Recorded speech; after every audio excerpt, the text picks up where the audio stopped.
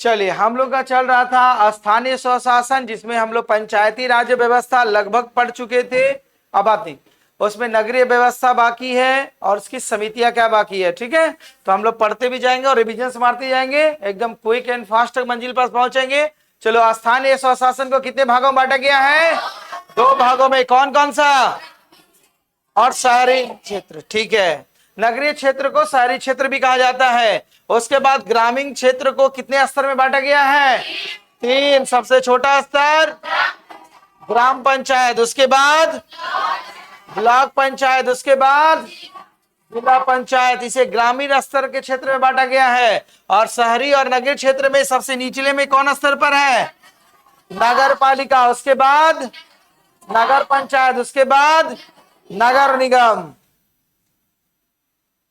उसके बाद हम लोग का था, पढ़ाई कर चुके थे कि भारत में ग्रामीण पंचायत का वर्णन हमारा वेद में मिलता है। किस वेद में मिलता है? ऋग्वेद में मिलता है। ब्रिटिश शासन टाइम में नगरीय व्यवस्था किसने चालू किया था? लॉर्ड मेयो ने। कब चालू किया था? 1870 में। भारत में मतलब पंचायती राज व्यवस्था का मैग्ना कार्टा किसे माना जाता है? लॉर्ड रिपन को। कब चालू किए थे वो? 1882 में। उन्होंने क्या क्या प्रावधान किया था? ग्राम पंचायत, न्याय पंचायत और जिला स्तर। आइए, लॉर्ड रिपन को क्या वही लिखा गया है? 1882 में स्टार्ट किया था। अब आइए, पंचायती व्यवस्था का शुभ आरंभ स्वतंत्र भारत में सर्वप्रथम कब लागू किया गया था?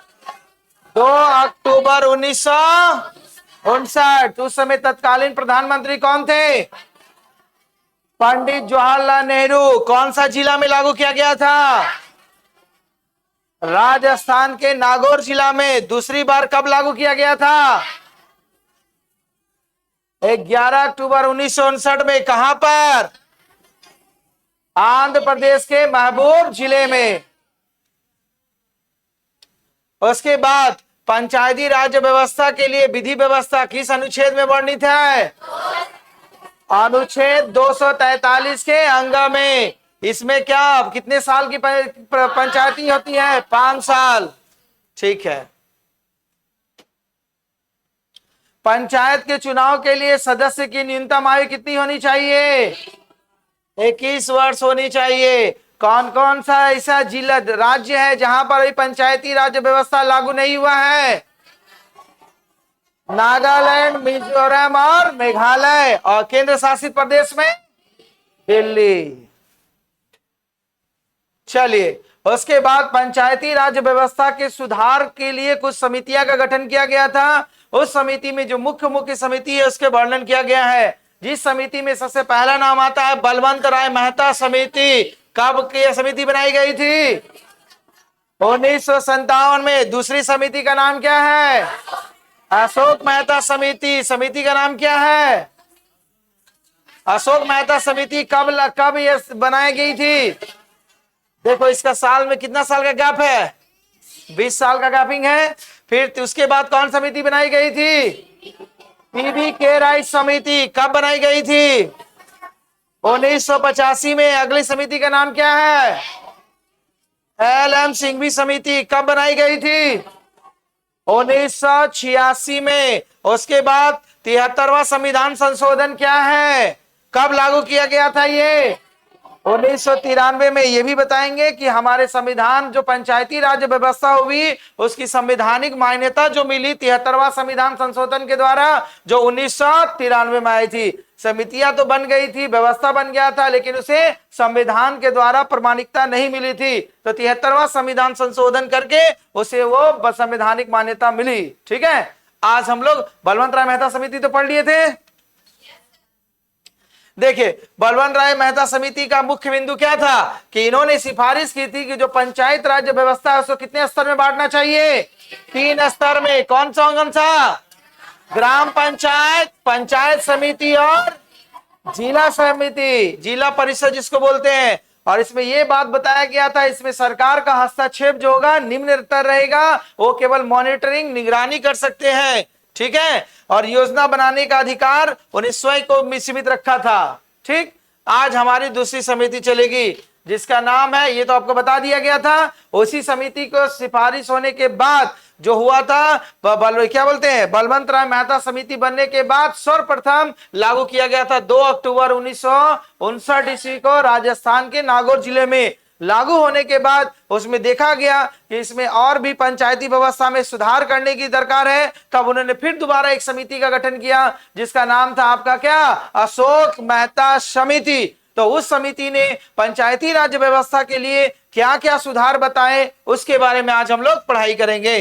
देखिए दूसरी समिति का जो गठन किया गया था, जिस समिति का नाम क्या था, अशोक मेहता समिति। समिति का गठन कब किया गया था, 1977 में। इस समिति ने पंचायत के सुधार के लिए क्या क्या अपना राय रखा वो सभी का वर्णन है। तो बोला गया ये कितनी समिति, सदस्यों की संख्या इसमें कितनी थी, 13। अगर एग्जाम में पूछ दिया जाए अशोक मेहता समिति में कितने सदस्य या मेंबर नियुक्त किए गए थे, तो 13 मेंबर्स नियुक्त किए गए थे। तो इस समिति ने क्या कहा था कि पंचायती राज व्यवस्था को उन कमियों को दूर करने के लिए किया गया था जो निम्न प्रकार है। पहला, इन्होंने अपनी राय रखी कि पंचायती राज व्यवस्था का स्तर 2 स्तर होना चाहिए, जबकि बलवंत राय मेहता समिति ने बोला था 3 स्तर होना चाहिए। समझ में आई बात।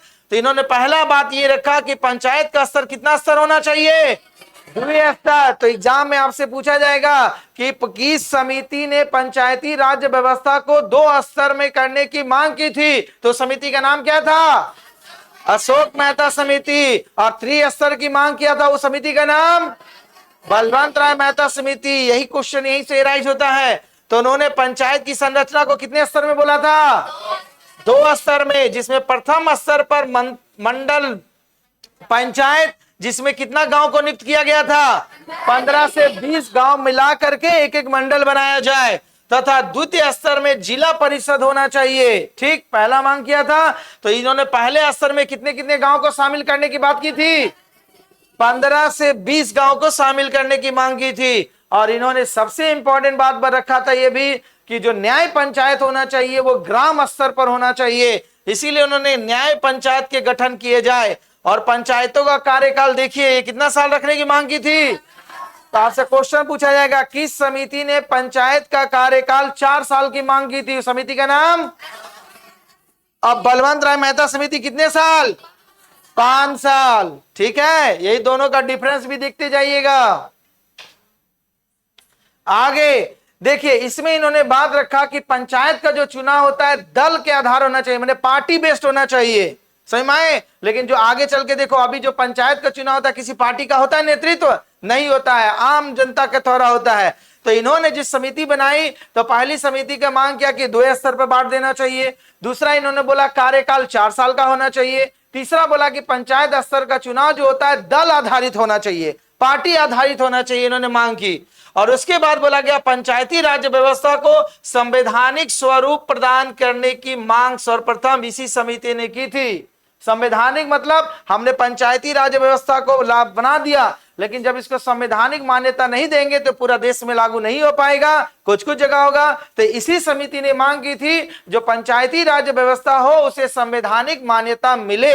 समझ में आई बात। तो आपसे क्वेश्चन पूछा जाएगा कि सर्वप्रथम किस समिति ने पंचायती राज व्यवस्था को संवैधानिक मान्यता की मांग की थी, तो समिति का नाम क्या था, अशोक मेहता समिति। ठीक है। और आपसे बोला गया दल आधारित चुनाव होना चाहिए, किस समिति की मांग की थी, अशोक मेहता समिति। अगली बात बताया गया कि पंचायतों में एक वित्त आयोग की गठन किया जाना चाहिए। पंचायत में जो खर्च हो, किस तरह का वहां मतलब कितनी कमी हो, बजट हो, उसकी पूर्ति के लिए एक आयोग का गठन करना चाहिए। उसीलिए बोला गया पंचायतों के लिए पृथक वित्त आयोग। पृथक वित्त आयोग मतलब उसका एक अलग आयोग की मांग किया गया था जो स्पेशली फॉर द पंचायत के खर्च का मॉनिटरिंग या वित्त व्यवस्था का मॉनिटरिंग कर सके। ठीक है। इसीलिए देखोगे कहां पर देखोगे कि मुखिया लगाया वहां 14वें वित्त आयोग के द्वारा अनुमति राशि, देखोगे सब में लिखा होगा जहां जहां बना होगा। आज जाइएगा भी रास्ता में गांव जाइए कीजिएगा, देखिएगा जहां पर सड़क बना होगा, नाली बना होगा, कुछ नहीं होगा, एक बार नेम प्लेट लिखा होगा, उस नेम प्लेट के ऊपर में देखोगे लिखा रहेगा 13वां वित्त आयोग, 14वां वित्त आयोग। तो वित्त आयोग मतलब उसको वित्त के द्वारा फंड मिला, उस फंड में कुछ अपना हर्जाना कुछ पब्लिक को दिया। सही माई बात। जहां जहां होगा योजनाएं देखोगे ऊपर में वही लिखा रहेगा। तो किस वित्तीय फंड के द्वारा 13वां 14वां 15वां के द्वारा वो कार्य आपका गांव में किया गया है। सबसे पहले ऊपर में वही लिखा रहेगा, फिर लिखा रहेगा जो उद्घाटन करेंगे और जो समर्पित करेंगे, लेकिन किस फंड से लिखा गया वो नामकरण होना जरूरी है। सही बात। तो देखिए पंचायतों में पृथक वित्त आयोग की मांग किसने की थी? आज जितना वाइड दिए सब इंपॉर्टेंट लाइन है, इसीलिए इसको हाइड लाइन किया गया है। अगला बोला गया कि अनुसूचित जातियां और जनजातियों को उनकी जनसंख्या के आधार पर प्रतिनिधित्व प्राप्त हो। इन्होंने भी वो मांग की कि पंचायत स्तर पर अनुसूचित जनजाति और जनजाति की जो संख्या है उसी के आधार पर उन लोगों का सीट मिलना चाहिए। इतनी बात उन्होंने रखी थी। ठीक है, तो चलिए एक बार रिमाइंड कर ले। अशोक मेहता समिति का पंचायती स्तर को कितने भागों में विभाजित किए थे? 2 स्तर। कौन कौन सा स्तर था? एक मंडल पंचायत और दूसरा जिला परिषद। ठीक है, इसमें कार्यकाल कितने समय के बताया गया था? 4 साल के लिए बताया गया था। अगला है इसका चुनाव जो होता है किस आधार पर होना चाहिए? दल के आधार पर होना चाहिए। अगला होता है संवैधानिक मान्यता की मांग किस समिति ने की थी? अशोक मेहता समिति में। और जनजाति अनुसूचित जाति के आधार पर भी वर्गीकरण होना चाहिए, ये किस समिति की मांग की थी? ठीक है, तो अशोक मेहता समिति का 3 पॉइंट जरूर याद रखिएगा। इसका कार्यकाल 4 साल, दूसरा इनका संवैधानिक मान्यता, तीसरा कितना स्तर पर बांटा गया था? 2 स्तर की मांग की थी, लेकिन अशोक बलवंत राय मेहता समिति ने 3 स्तर और वो 5 साल की मांग की थी। समझ में आई बात? इसी में स्टूडेंट का कंफ्यूजन होता है, सब समिति का नाम दे देगा और गड़बड़ा दोगे। ठीक है, आगे देखिए। अगला है PBK रॉय समिति। तो इस समिति का गठन कब किया गया था? 1985 में। अब देखो इस समिति की मांग क्या थी? इन्होंने बताया क्या था? इस समिति का जो मुख्य उद्देश्य था कि निर्धनता उन्मूलन कार्यक्रम एवं ग्रामीण विकास संबंधित प्रशासनिक ढांचों की समीक्षा। मतलब होता है क्या? गरीब मतलब कैसे होगा? जो मान लो गांव में तो बहुत सारे गरीब रहते हैं, गरीबी रेखा के नीचे रहते हैं, तो उसका भी गणना करके एक समिति बनाया गया था। ठीक है, शुरू में टारगेट लिया गया क्या? वित्त शुरू में नियोजन के द्वारा किया गया, दूसरा वित्त को टारगेट किया गया, तीसरा गरीबी उन्मूलन को ध्यान में रख करके समिति बनाया गया कि और इस पंचायती राज व्यवस्था में क्या सुधार करना चाहिए। ये बार बार सुधार की आवश्यकता क्यों पड़ी? इसलिए पड़ी क्योंकि ये जो स्वशासन व्यवस्था थी वो ग्रामीण स्तर पर थी, माने हर ग्रामीण वर्ग के हर वर्ग तक वो सरकार की सुविधाएं मुहैया हो सके, इसी कारण इसका बार बार सुधार करता गया। ठीक है, तो उसी में इन्होंने क्या, और इसका सबसे इंपॉर्टेंट देखिए क्या हुआ। देखिए संबंधित प्रशासनिक ढांचों की समीक्षा करना था, इसीलिए इस समिति को कार्ड समिति भी कहा जाता है। आपसे एग्जाम में पूछा जाएगा किस समिति को कार्ड समिति कहा जाता है, तो समिति का नाम क्या था? PBK राय समिति। अभी पढ़ते हैं ना, लाल कार्ड, हरा कार्ड, ग्रीन कार्ड, 3 तरह का कार्ड होता है ना, तो किस समिति ने दिया था? इसका लाभ अभी तक उठा रहे हैं ना। कौन? लाल कार्ड, सारी सुविधाएं। फिर उसके बाद कौन कार्ड? पीला, पीला के बाद हरा के बाद लाल पीला हरा, मतलब जो कार्ड दिया गया कम से कम उस समिति को नहीं भूलिएगा, बहुत लाभ उठा रहे हैं, है ना। लाल कार्ड वाले के सबसे लोअर मतलब गरीबी रेखा के सबसे नीचे रहते हैं। देखिए यही बात रखी थी, निर्धनता उन्मूलन कार्यक्रम जो आज भी चल रहा है हमारे देश में। उस गरीब, लाल कार्ड मतलब क्या हुआ? जो सबसे गरीब स्तर के हैं, उनकी जीवन शुरू से था उस तरह, अब उसके जीवन में किस प्रकार का सुधार आना चाहिए, तभी ने यह व्यवस्था किया था कि उसको किस सुविधाएं सरकार के द्वारा अधिक मिलनी चाहिए, जो उससे डेवलपमेंट है उसको और अधिक कम मिलना चाहिए। जिस तरह वो डेवलप होते जाएगा उसकी सुविधाएं धीरे धीरे कम होना चाहिए। मतलब जिस तरह के वर्ग है उस वर्ग को उसकी आवश्यकता अनुसार सुविधाएं देनी चाहिए। तो जब जब कार्ड का नाम याद आएगा तो समिति याद रहेगा ना। कौन समिति? हाँ, भूलिएगा नहीं इसको। उन्हीं का देने की जो आज तक कब लागू हुआ था? 1985 में लागू हुआ था, जो अब तक चल रहा है। और देखिए इसको कोई हटा भी नहीं सकता है, नहीं तो हटाया तो उसकी सत्ता हिल जाएगी, डगमगा जाएगी। क्यों? क्योंकि जमीन फाउंडेशन वही है, फाउंडेशन ही गिर जाएगा तो फिर ऊपर कहां जाएगा। तो इसीलिए इस समिति को क्या समिति के नाम से जाना जाता है? तो आपसे पूछा जाएगा किस समिति को कार्ड समिति के नाम से जाना जाता है, तो क्या बोलेंगे? पीबी के राज समिति कब गठित किया गया था? 1985 ईस्वी में। और इसका मुख्य उद्देश्य क्या था? निर्धनता उन्मूलन, वही जो गरीबी रेखा के नीचे रहते हैं, जिनकी स्थिति बहुत ही दयनीय है, उसकी सुधार के लिए समिति गठित किया गया था। ठीक है। अब उसमें क्या कहा गया? इन्होंने भी देखिए क्या कहा गया कि जिला स्तर पर पंचायती राज संस्थाओं को ग्रामीण विकास कार्यक्रम के योजना, क्रियान्वयन और निगरानी के संबंध में महत्वपूर्ण भूमिका है। तो ये भी सारा चीज वही बात किया, योजनाएं बनानी चाहिए, उस योजना का किस प्रकार क्रियान्वयन होना चाहिए, फिर उसके बाद निगरानी और मॉनिटरिंग करना चाहिए। ये भी वही सेम बात रखी थी, लेकिन सबसे इंपॉर्टेंट बात थी वही कार्ड वाला। ठीक है। अगली बात बोला गया, इन्होंने बोला कि योजनाओं की प्रकृति का अत्यधिक विकेंद्रीकरण किया जाना चाहिए। विकेंद्रीकरण मतलब बताए थे कि पावर का डिस्ट्रीब्यूशन ज्यादा से ज्यादा लोगों तक पहुंच जाए, हर स्तर पर पावर का डिस्ट्रीब्यूशन किया जाए। ठीक, ये बात इन्होंने बताई थी। देखिए इसका वही था सेम कंडीशन, जिला परिषद के विकास कार्यक्रम को मुख्य संस्थाओं के रूप में अनुबंध किया जाना चाहिए। जिला स्तर पर भी इन्होंने बात किया गया। इन्होंने फिर अगला बना गया, चुनाव में नियमित अमितता के साथ साथ पंचायतों का कार्यकाल, इन्होंने देखिए इन्होंने भी कितना साल बताया? 5 साल। तो मतलब अशोक मेहता समिति केवल 4 साल बोले थे, बलवंत राय मेहता समिति भी 5 साल, और के राव समिति भी कितना? 5 साल। और के राव समिति को कार्ड समिति कहा जाता है क्योंकि गरीबी उन्मूलन का मुख्य ध्यान था। ठीक। उसके बाद इन्होंने वही बात किया, सेम रिपीट, कि पंचायतों की वित्त व्यवस्था को सुदृढ़ करने के लिए राज्य वित्त आयोग का गठन किया जाना चाहिए। और अशोक मेहता समिति ने केवल बोला था वित्त आयोग का गठन करना चाहिए, और इन्होंने बनेगा राज्य वित्त आयोग, क्योंकि पंचायत जो का संबंध जो होता है वो राज्य के साथ होता है। ठीक है। फिर उसके बाद केंद्र के साथ, अगर आपके गांव में कोई समस्या है तो किसके अंडर में होगा? राज्य सरकार। इसीलिए पंचायत की चुनाव की जिम्मेदारी किसके अंदर आती है? राज्य सरकार की होती है। राज्य चुनाव आयोग के द्वारा किया जाता है। ठीक है। तो इसका जो है के बी राव समिति का मुख्य उद्देश्य क्या था? कार्ड समिति। ठीक है। कार्यकाल इनका भी 5 साल, और इनका वित्त आयोग का ये भी गठन की मांग की थी। कोई ज्यादा डिफरेंस नहीं। आइए अब आइए क्या जो सबसे इंपॉर्टेंट है, के एल सिंघवी समिति, जिनकी मान्यता, हाँ सिंघवी समिति, जिसका गठन कब किया गया था? 1986 में। और ये क्या बोलते हैं? के बी समिति का गठन 85, तुरंत 1 साल के बाद गठन किया गया 86 में। क्या गठन किया उनके बाद, क्या आवश्यकता पड़ी? देखिए वर्ष 1986 ईस्वी में ग्रामीण विकास मंत्रालय, ग्रामीण विकास मंत्रालय मतलब पंचायत समिति का जो मॉनिटरिंग करता है वो कौन मंत्रालय करता है? ग्रामीण विकास मंत्रालय के द्वारा ही पंचायत का मॉनिटरिंग किया जाता है। ठीक।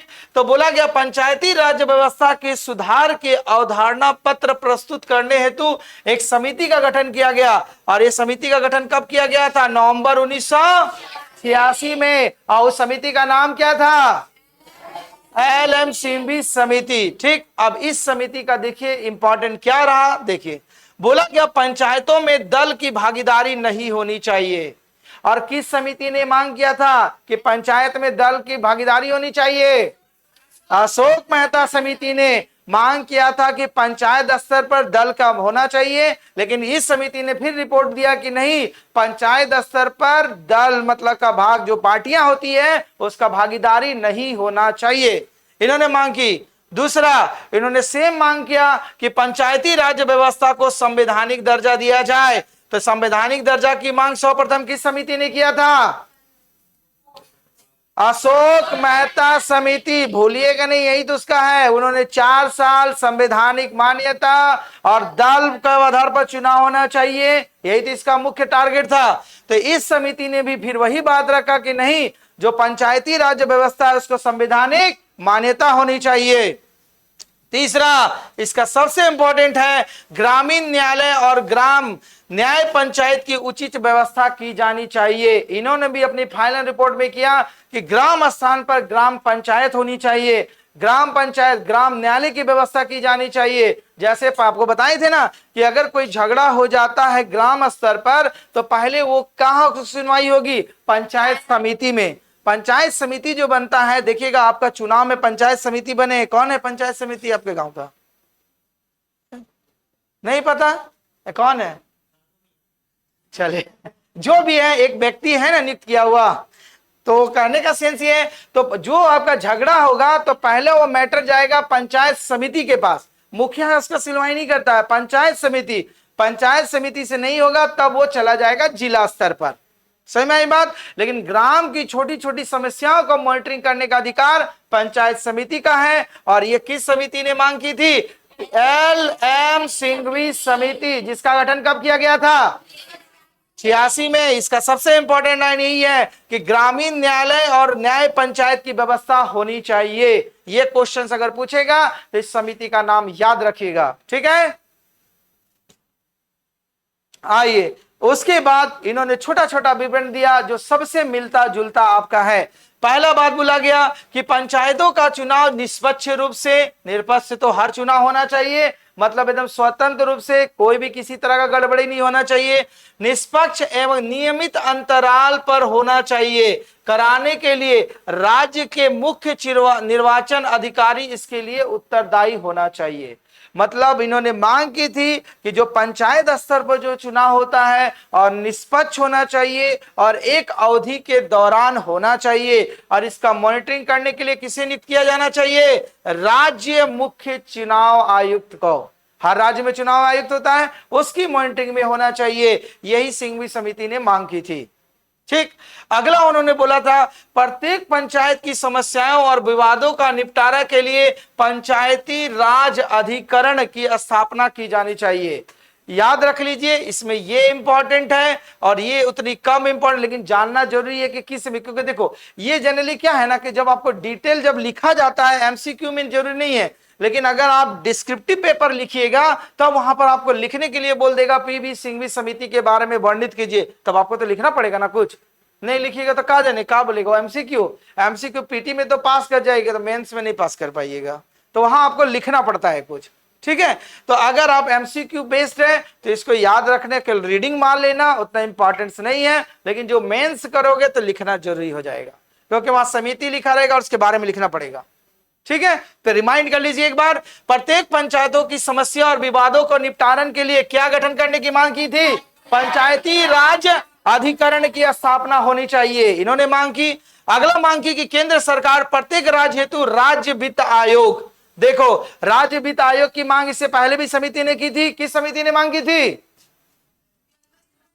बलवंत राय मेहता समिति में भी मांग की थी, और ये पीवी सिंघवी समिति ने भी मांग की कि राज्य वित्त आयोग का गठन होना चाहिए। अगला पंचायतों की आर्थिक सुदृढ़ता और कर रोपण, देखो कर रोपण मतलब उनको कुछ उधार, कर रोपण मतलब जो होता है कर का जो टैक्स देते हैं, तो उनका पर्याप्त शक्ति प्रदान की जानी चाहिए। और प्रशासनिक अधिकारी, देखो हम लोग का हर पंचायत में प्रशासनिक अधिकारी होता है, क्या होता है? पंचायत समिति जो होता है वही तो प्रशासनिक अधिकारी होता है। फिर पंचायत स्तर पर, फिर ब्लॉक लेवल पर जाएंगे तो क्या होगा? सीओ बीडीओ जो बनता है वो प्रशासनिक अधिकारी बनता है, लेकिन वो गवर्नमेंट के थ्रू जाते हैं। फिर उसके बाद कार्यकाल के अवसर और निश्चित रूप कर दिया जाना, मतलब प्रत्येक प्रशासनिक अधिकारी को ग्रामीण विकास प्रशासन में कार्य करने का अवसर निश्चित कर दिया जाना चाहिए। तो मतलब ग्रामीण स्तर पर भी हमारी प्रशासन की व्यवस्था करनी चाहिए। इसीलिए जब आप वोटिंग करते हैं तो 4 तरह का पंचायत में चुनाव करते होंगे। जनरली झारखंड में 4 तरह का, क्या एक वार्ड का लेवल पर होता है, एक क्या होता है समिति लेवल पर होता है, ठीक है, उसी का प्रमुख जो चुना जाता है। फिर उसके बाद क्या होता है ब्लॉक लेवल पर वही समिति जो बनता है प्रमुख बनता है। फिर उसके बाद जिला परिषद होता है, फिर जिला परिषद का अध्यक्ष जो कहां बनेगा? जिला लेवल पर रहेगा। तो पहले आपका गांव की समस्या, वार्ड की समस्या कहां पहुंचेगी? मुखिया पास पहुंचेगी। मुखिया से कहां जाएगा? ब्लॉक लेवल पर जाएगा, और ब्लॉक से फिर कहां जाएगा? जिला पर जाएगा। समझ में आई बात? यही इसका क्रम बना हुआ था। तो इतनी जितनी इंपॉर्टेंट समितियां थी इन सभी के बारे में बताया गया।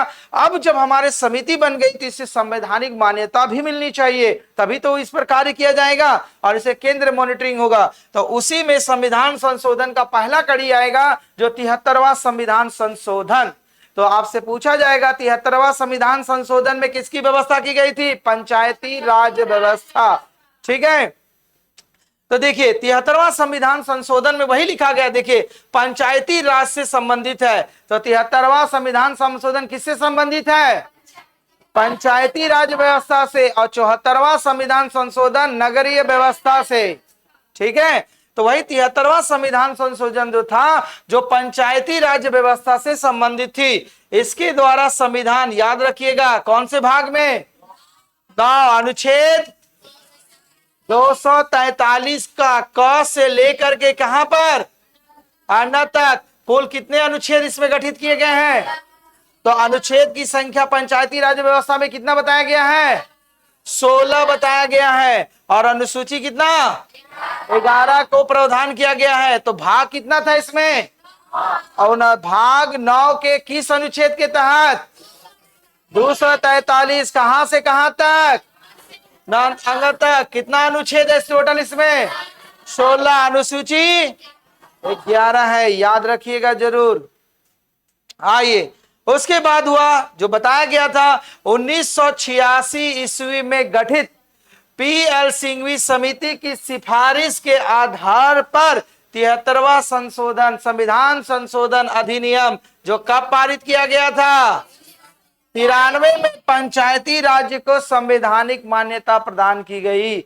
समझ में आया? इसीलिए पीएन सिंघवी समिति इंपॉर्टेंट है। उसी समिति ने, आपने मांग किया था सिंघवी समिति ने कि इसे संवैधानिक मान्यता मिलनी चाहिए, और उसी के सिफारिश के आधार पर आपका 1993 ईस्वी में कौन सा संविधान संशोधन किया गया? 73वां संविधान संशोधन किया गया, जो आप में क्या था, किस पर आधारित थी? पंचायती राज व्यवस्था। ठीक, तो कब, कौन 73वां संविधान संशोधन पंचायती राज व्यवस्था पर थी। कब लागू किया गया? 1993 में लागू किया गया। किस अनुच्छेद के तहत किया गया? इसमें 243। कहां से कहां तक अनुच्छेद है? क से 9 तक है। कितने इसमें भाग है? कौन से भाग में? 9 में। अनुसूचियां कितनी है? 11 है। उसके बाद आपका एक और है, अनुच्छेद कितना है टोटल? 16 है। किस समिति की सिफारिश पर? सिंघवी समिति की सिफारिश पर प्रदान किया गया। देखिए, इतना क्वेश्चन आपसे बनेगा यहां पर। लॉजिक समझ में आई? अगला बात देखिए, अगला लिखा हुआ है वर्तमान में, जो आपको लिखा गया था, पहले भी लिखा गया था ना, वर्तमान में किन राज्यों में पंचायती राज व्यवस्था लागू नहीं है? कौन कौन सा राज्य? नागालैंड, मेघालय, मिजोरम, और केंद्र शासित में दिल्ली, नहीं भूलिएगा। अगला 73वां जब संविधान संशोधन किया गया तो उसमें कुछ बातें रही होगी। क्या क्या मुख्य बातें जो फाइनल संवैधानिक का पंचायती राज व्यवस्था को मान्यता मिलने जा रही है कि प्रूफ, आईएसओ अप्रूव, मतलब वो हमारा संविधान बन जाएगा। तो मतलब अब संविधान में जब वो शामिल हो जाएगा संवैधानिक मान्यता, तो वो जो रूल है वो पूरा देश में पंचायती राज व्यवस्था में लागू हो जाएगी। तो लागू होने की देखिए क्या क्या इसमें शर्त बताया गया था। सारी समिति बनाने के बाद, सारी समिति का फिल्टर करने का, सुधार करने के बाद जब हमारा 73वां संविधान संशोधन पंचायती राज व्यवस्था में किया गया, तो उसमें मुख्य बिंदु क्या होनी चाहिए, वही बिंदु को बारे में बताया गया। पहला बात बताया गया, जो सिलेक्ट किया गया कि अब सारे समिति हो गया, अब उसका जो मेन एकदम इंपॉर्टेंट पॉइंट था, उसी को हमारा मान्यता मिलने जा रहा। तो पहला मान्यता देखिए क्या गया कि पंचायती राज व्यवस्था किस ढांचे पर होना चाहिए? 3 स्तर पर। सबसे पहले कौन सिफारिश किया था? बलवंत राय मेहता समिति ने। क्या क्या स्तर था? नाम बताओ। ग्राम, ब्लॉक और जिला स्तर पर। उसके बाद देखिए लिख भी दिया गया था, ग्राम स्तर पर क्या गठन होगा? ग्राम पंचायत का। प्रखंड स्तर पर क्या गठित होगा? पंचायत समिति, जो प्रमुख बोलते हैं आपका हर जगह होगा। और जिला स्तर पर क्या गठन होगा? जिला परिषद का। ये 73वां संविधान संशोधन में मान्यता मिलते जा रही है। दूसरी इसमें क्या मान्यता मिली कि पंचायती राज व्यवस्था के प्रत्येक स्तर पर जो वार्ड का चुनाव हो, समिति का चुनाव हो या जिला परिषद का चुनाव हो, उसमें 1/3 स्थानों पर किसका होगा? महिलाओं का आरक्षण। मैंने जितना सीट होगा उसका 1/3, 3 सीट में 1 सीट को महिला को मिलना चाहिए। ठीक है, तो महिलाओं को इतना प्रोत्साहन दिया जा रहा तो भी नहीं प्रोत्साहित हो रही है। तो इसका क्या हो रहा? महिला को खड़ा कर दे, उसका हस्बैंड कंट्रोल करता है ना? दोनों नहीं करता। महिला तो क्योंकि घर में खाना वाना बना रही है, उसका कंट्रोल दूसरा कोई कर रहा है। गवर्नमेंट का रूल है भाई, वो तो खड़ा नहीं हो सकता है। लेकिन संविधान में जब हमारा बना हुआ तो वहां तो महिला को लाना ही पड़ेगा, है ना? ठीक है, तो महिलाओं को, और आपसे क्वेश्चन पूछा जाएगा, अब कुछ कुछ ऐसा राज्य है जिसे 50% का आरक्षण दे दिया गया है, जिसमें सर्वप्रथम बिहार का नाम आता है। मतलब पंचायती जो व्यवस्था है ना, उसमें रिजर्वेशन 50% कर दिया गया महिलाओं के लिए आरक्षित, जितना सीट रहेगा। देखो तो बढ़िया है। खाना बनाएंगे, अब हम खाना बनाएंगे, हम जाएंगे ब्लॉग गाएंगे, तो काम करेंगे। चलिए ठीक है, तो समझ जाइए। तो 73वां संविधान संशोधन में दूसरी पेशकश किया गया था, महिलाओं का आरक्षण कितना किया गया था? प्रावधान 1/3 प्रावधान किया गया था। तीसरा इसमें संशोधन में बताया गया था, कार्यकाल कितना वर्ष का निर्धारित किया गया? 5 वर्ष किया गया। और पंचायत भंग होने पर 6 माह के अंदर इसका निर्वाचन होना चाहिए। पहली बात ये किस समिति ने रखा था? अशोक मेहता समिति ने बताया था ना कि 6 महीना के भीतर अगर होता है, अगर मान लो कि कार्यकाल में अगर 6 महीना से कम है तो चुनाव नहीं होगा, लेकिन अभी 6 महीना बाद 6 महीने ज्यादा है तो वहां चुनाव होगा। तो आप सबका फिल्टर कर रहा, सारा समिति का जो अच्छे अच्छे पॉइंट था वो हमारा 73वां संविधान संशोधन में बना दिया जा रहा। अब यही रूल सारे इंडिया में लागू होगा पंचायत व्यवस्था में। ठीक है, अगला क्या बोला गया? देखो, राज्य की संचित निधि से इन संस्थाओं को अनुदान देने की व्यवस्था की जाए। बोला गया था ना, वित्त आयोग का गठन किया जाए, तो उसका पैसा कहां से लाएगा? संचित निधि से। बताए थे ना, संचित निधि। संचित निधि पर अधिकार किसका होता है? राष्ट्रपति का मुख्य रूप से होता है। जब आवश्यकता पड़ेगी तब उसी से फंड निकाल करके आपातकालीन स्थिति में दिया जाएगा ना। वही लिखा गया है। 73वें संविधान संशोधन के बाद पंचायती राज्य अधिनियम का निर्माण करने वाला प्रथम राज्य कौन बना? कर्नाटक। मतलब जब हमारे देश में 73वां संविधान संशोधन लागू हो गया, उस अधिकरण पर पंचायती राज्य व्यवस्था के अनुसार पहला राज्य कौन बना? कर्नाटक बना। ठीक है, तो 73वां संविधान संशोधन का मुख्य बातें क्या थी? पहला क्या था? त्रिस्तर पर चुनाव होना चाहिए। दूसरी बात क्या बताया गया? महिलाओं का आरक्षण 1/3 होना चाहिए। अगला बात, कार्यकाल कितना निर्धारित किया गया? 5 साल निर्धारित किया गया। इसका फंड कहां से आना चाहिए? संचित निधि से आना चाहिए। 73वां संविधान संशोधन पारित होने के बाद पंचायती राज प्राधिकरण के अनुसार पहला राज्य कौन बना? कर्नाटक। आइए, 73वां तक तो कर लिए। अब 74वां संविधान संशोधन। तो 74वां संविधान संशोधन किसमें? नगरीय व्यवस्था पर आधारित है। नगर में भी तो आपका वार्ड कमिश्नर होते हैं, नगर पालिका होता है, नगर निगम होता है ना। तो 74वां संविधान संशोधन नगर निगम पर आधारित था। तो देखिए वही चीज लिखा गया है कि 74वां संविधान संशोधन नगर पालिकाओं से संबंधित है। किससे संबंधित है? नगर पालिका का संबंधित है। तो नगर क्षेत्र का सबसे निचले स्तर पर क्या होता है? उसके बाद नगर पंचायत, फिर टॉप में नगर निगम, नहीं भूलेंगे। तो इस 74वां संविधान संशोधन किस पर आधारित है? नगर पालिका पर आधारित है। और इसके द्वारा संविधान के कौन से भाग में? 9। और उसमें कितना भाग था पंचायती राज व्यवस्था में? 11वां भाग था ना? 9 था। अच्छा, 1911 था। तो यहाँ पर वहां क से लेकर के अंग तक था ना। तो ये बोला गया भाग 9 के क, और अनुच्छेद कितना? 273। वहां क से लेकर अंग तक था, और यहाँ कहां से? त से या तक, और एक छ वाला है। ठीक है, और कौन सा अनुसूची? 12वीं अनुसूची में प्रावधान किया गया है। कौन सी अनुसूची में? 12वीं अनुसूची में। तो संविधान 74वां संविधान संशोधन का संबंध किससे है? किससे है? नगर पालिका से है। किससे है?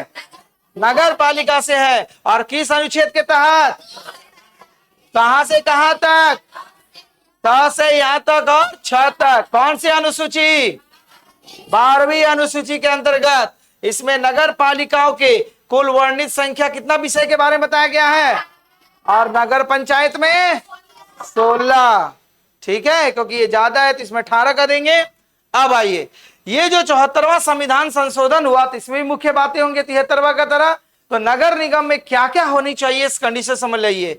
इसे भी वही हुआ, नगर पालिकाओं के चुनाव में कितना महिलाओं का आरक्षण है? तो दीजिएगा ना 1/3, 3 को में 1 सीट। यहां भी है। टाइटल किसका है? कंट्रोल कोई गल कर रहा है। चलिए, तो महिलाओं का भी आरक्षण का प्रावधान कितना किया गया है? 1/3 महिलाओं का प्रावधान किया गया है। और नगर पालिका में अनुसूचित जाति और जनजातियों के भी आरक्षण की व्यवस्था की गई है। अनुसूचित जाति और जनजाति मतलब एससी और एसटी के भी रिजर्वेशन की व्यवस्था की गई है। उसके बाद इसे भी कार्यकाल कितना साल बताया गया है? 5 साल पंचायती राज व्यवस्था के समान। और इसी प्रकार विघटन होने के अंदर कितना माह के अंदर चुनाव होगा? तो लगभग सेम ही है। नगर पालिका का भी वही कंडीशन है जो आपका पंचायती राज व्यवस्था का 73वां 74वां, केवल भाग अलग अलग कर दिया गया है। ठीक, अब आइए फाइनल। नगर पालिका जो होता है प्रकार जानना है तो देखो, नगर पंचायत जब हम लोग बोलेंगे तो इसका मतलब क्या होगा? इसका मतलब होगा ऐसा ग्रामीण क्षेत्र जो नगर क्षेत्र में परिवर्तित हो रहा, मतलब डेवलप नहीं हो रहा, अभी स्टार्ट हुआ है, अभी वहां डेवलपमेंट धीरे धीरे वो नगर की ओर विकसित होते जा रहा है, पूरा विलेज नहीं, तो उसी को बोला जाएगा नगर पंचायत। ठीक है। उसके बाद नगर परिषद मतलब छोटे नगर वाले क्षेत्र के लिए थोड़ा थोड़ा डेवलप हुआ, जैसे भी नगर निगम अब हजारीबाग आ गया, पहले नगर पंचायत नगर परिषद में था, अभी आ गया नगर निगम में। नगर निगम मतलब होता है बड़े शहर का क्षेत्र में। ठीक है, हजारीबाग जैसे था पहले नगर पालिका के अंदर में आया, नगर पंचायत अब नगर निगम के अंदर में चला गया, क्योंकि इसीलिए आप देखोगे यहाँ पर हर चीज में होगा सफाई कर्मी, कुछ भी बोर्ड देखोगे नगर निगम दिखना ध्यान से, नगर पालिका कहीं देखना लिखा रहेगा, कहीं भी देखना बोल्डिंग वोल्डिंग, कुछ भी पानी का टैंकर जाएगा, कुछ भी होगा, उसका कोट भी पहना रहेगा, क्या लिखा रहता है? तो हजारीबाग कौन सा क्षेत्र में आ गया? नगर निगम मतलब शहरी क्षेत्र में आ गया, बड़े शहर का क्षेत्र में, इसीलिए इसे नगर निगम की घोषणा दी गई। ठीक, और अंतिम नोट करके देख लिए, नगर निगम की स्थापना सर्वप्रथम याद रखिएगा कहां पर लागू किया गया था? नहीं भूलिएगा, सर्वप्रथम नगर निगम कहां पर लागू किया गया था? मद्रास में। कब लागू किया गया था?